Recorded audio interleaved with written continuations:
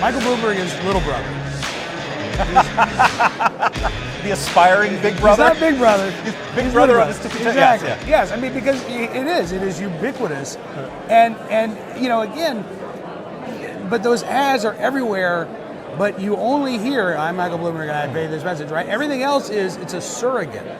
Yeah. Just as his gun control groups have been his surrogates. And we saw that during the South Carolina debate where he accidentally admitted the truth about, having bought the election. Well, not only did he buy the House of Representatives for Nancy Pelosi, but he talked about his organizations, Moms Demand Action and Every Time for Gun Safety. In my job, I have sources on both sides of this issue. There were some ticked off moms after that debate, Jim. Oh, they were furious. And they're starting to speak up more publicly. I mean, I've written about this. You've got the March for Our Lives kids who are largely supporting Bernie Sanders. Cameron Kasky trolls Mike Bloomberg harder than I do on Twitter. But you do have a growing number of Moms Demand Action supporters who are backing Elizabeth Warren or Pete Buttigieg or Joe Biden. This should have been his natural base to draw from. So what does that tell you about Bloomberg? Not the candidate, but Bloomberg the guy. When he so I just, for National Review, wrote this piece about 20 things you probably didn't know about Mike Bloomberg. Is this where we get to talk about? We can in a second. Let me just say, I jumped on the grenade of reading Bloomberg by Bloomberg, which was his autobiography that came out in the late 90s before he ran for mayor. Okay. Then I read The Many Lives of Michael Bloomberg, which is a biography that came out a couple years ago. Then I went through the entire lawsuit that was filed against him for sexual harassment, for all that other stuff, and I'll talk about that in a second. But one of the things that comes very clear as you do all this research, Mike Bloomberg does not build coalitions. He buys coalitions. He, he's got enormous charitable, he has enormous ability. And the first thing, a lot of people in New York are like, hey, we like that. This guy doesn't owe anything to anybody. This is a guy who, nobody's going to tell him what to do.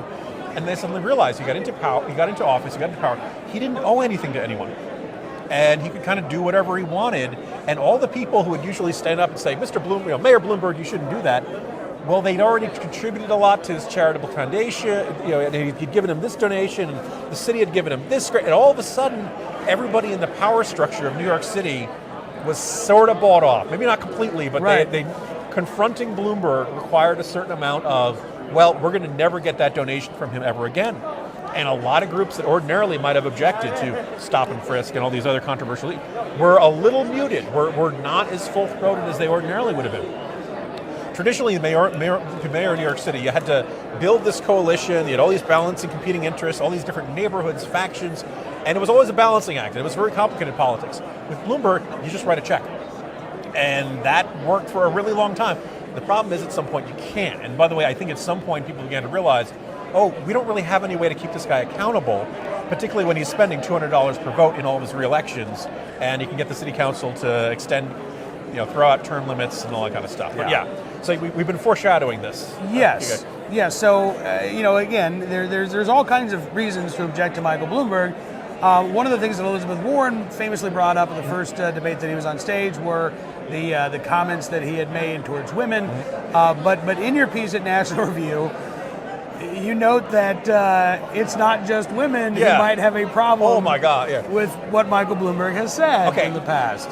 I'm going to put it in a situation where I hope they don't have to edit this too much. Listeners, viewers, this is going to get a little bit explicit. My aim is not to offend you. This is the first time I've ever had to say to an editor, am I allowed to use the words blowjob at National Review?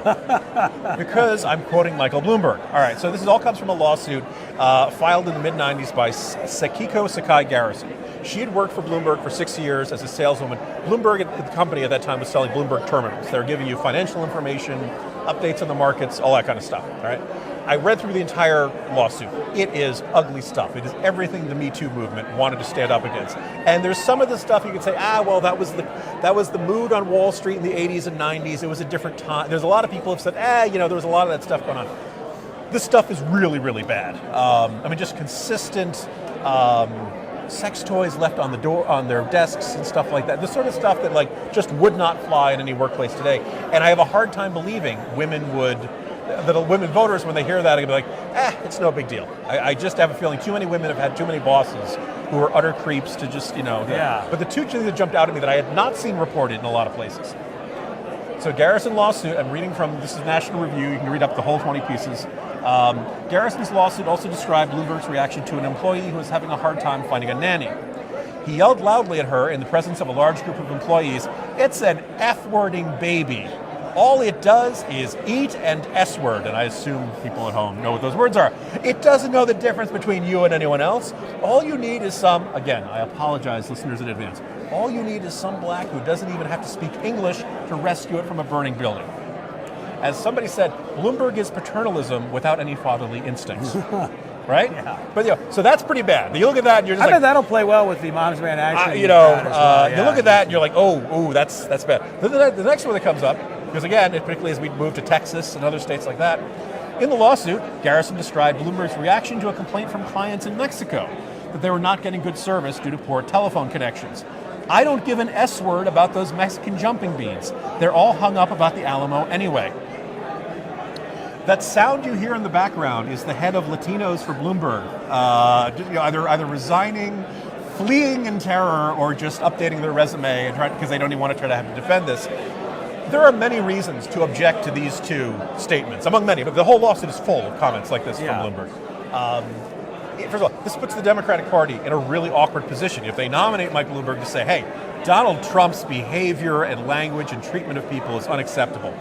All these comments in here, all the horror stories you've heard about Donald Trump, this sounds like the same thing. And when Elizabeth Warren says we can't say we want our narcissistic billionaire to beat their narcissistic billionaire, I think she really means it. And I'm not a big fan of Elizabeth Warren, but I don't think this is contrived. I think she really looks at this stuff and says, oh my God, at least in the 80s and 90s, this man was a monster to people. So let me ask you something, and this will be the last question because I know we're starting to get a little bit long here, but does Bloomberg become so toxic that even his money isn't accepted in the Democrat Party? Or is that, whoa, let's not go crazy here. The money is still green, Cam. Right. Taint yours and taint mine. Yeah. Right. That's the Mark Twain tainted money. The interesting comment yesterday is that somebody said, if Bloomberg is if Bernie Sanders is the nominee, will you still support him? And somebody on the Bloomberg team said, I'm not so sure we would. I mean, look, things have gotten pretty heated, pretty nasty, and then the Bernie Sanders campaign was like, we don't want your money. We as far as we're concerned, you're a billionaire, and quite literally, Sanders and Bloomberg, for everything else I want to say, I think they genuinely believe that the other man is everything they got into politics to oppose. Mm-hmm. I don't think this is just something that will blow over. I don't think Bloomberg wants to spend a lot of money trying to make Bernie Sanders the next president of the United States. I would agree will we with donate that. to the DNC and the DNC use the money? Maybe. I would agree with that. I would say that I don't believe that Bloomberg got into politics to oppose socialism. I believe that Bloomberg got into politics to run New York City. But democratic socialism, quote unquote, was not as big a threat 2002 when he was mayor of New York as it is today. I believe that he decided to run for president because he found Donald Trump and Bernie Sanders to be equally unacceptable. Yeah, I think that's an accurate assessment there, and it'll be interesting if we stay on the path we're on and Sanders gets the nomination. I don't think Bloomberg, he'll probably speak at the convention and make some sort of mealy-mouthed, we've got to defeat Trump, or maybe even, I keep waiting for the moment where if Bloomberg gets the nomination and Warren plays the role of Ted Cruz, vote your conscience. This is kind of, there are Democrats who genuinely disagree with this approach there. Bloomberg, here's the thing, Bloomberg, if he did not have millions of dollars, nobody would even be considering this guy in a million years. Yeah. And so the question is, don't think of it as a presidential campaign. Think of it as a leveraged buyout, America. He's purchasing the Democratic Party, or at least attempting to. He's got to be looking and saying, how much money do I got to give Klobuchar to go away? How much money do I have to give Buttigieg to go away? And I gave your Uncle Dick $3 million, Amy. Come on. Yeah. The one scenario that makes sense for him is that if they get really close to nominating Bernie Sanders, and a bunch of Democrats look at that and say, whoa, I don't like our odds in this. This is a really tough sell. His best message is, are you sure, Democrats? And that I am your backup plan. I am the non-social. I present a whole bunch of other different risks, but you're going to be well funded. I can commit $800 million if I need to. we're going to know, I can be your narcissistic billionaire. I can be your narcissistic billionaire with a whole bunch of terrible Me Too issues. Yeah, exactly. Can't you just feel the enthusiasm amongst Democrats? All right, well, we will see what happens next week. Jim Geraghty, come on next week, and then we'll go through the aftermath. We'll comb through the rubble. All right, Jim Geraghty from National Review joining us here at CPAC 2020 for Barron on Scanlon Company.